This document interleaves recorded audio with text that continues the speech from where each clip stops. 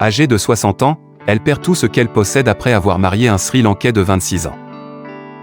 Diane de Zoysa, une femme d'origine britannique de 60 ans, a dépensé toute sa fortune, environ 90 000 livres sterling, l'équivalent de plus de 115 000 $ américains, pour son mari de 26 ans, Priyanjana de Zoysa. Diane avait rencontré Priyanjana de Zoysa lors de ses vacances, en 2011. Elle est immédiatement tombée amoureuse de lui et elle était persuadée que c'était réciproque. 7 mois plus tard, ils se sont mariés. En 2015, elle l'a marié. Puis, il y a 2 ans, la sexagénaire a vendu sa maison de Musselburgh pour faire construire une maison pour son mari au Sri Lanka et lui acheter un minibus. Priyanjana de Zoysa a été tuée par des gangsters l'an dernier. Diane s'est retrouvée seule au Sri Lanka.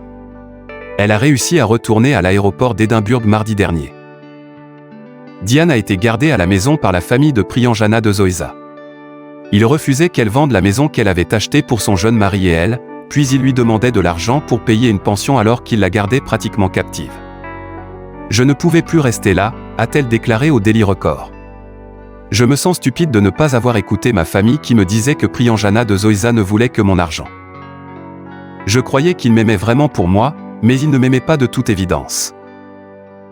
La famille de mon mari m'a gardée captive pendant 2 ans. Je ne pouvais même pas aller à la plage. » Diane a finalement réussi à s'échapper et elle a demandé de l'aide à des amis pour rentrer chez elle. Elle veut maintenant tenter de refaire sa vie, alors qu'elle n'a plus de maison et plus un seul dollar en banque. Elle a même accumulé des dettes sur une carte de crédit qu'elle devra trouver comment rembourser après avoir eu le cœur brisé. Malheureusement, Diane ne pourra pas vivre de sa pension, alors elle cherche à être réembauchée, à 60 ans, comme conseillère ou comme avocate. Diane croit maintenant que son mari avait aussi une deuxième femme, après avoir trouvé des papiers dans ses affaires personnelles après sa mort. J'aurais dû me douter que c'était juste une question d'argent. Mes amis m'avaient dit qu'ils voyaient qu'il me mariait que pour mon argent, a expliqué Diane. Une fois que j'ai déménagé au Sri Lanka, tout ce qu'ils voulaient de moi, c'était de l'argent, tout le temps de l'argent.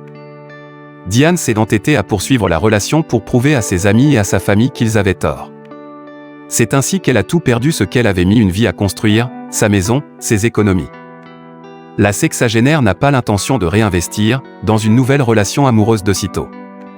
Elle doit encore payer pour cet amour qu'elle croyait aveuglément et ramasser tous les pots cassés après avoir refusé d'écouter ses amis et sa famille.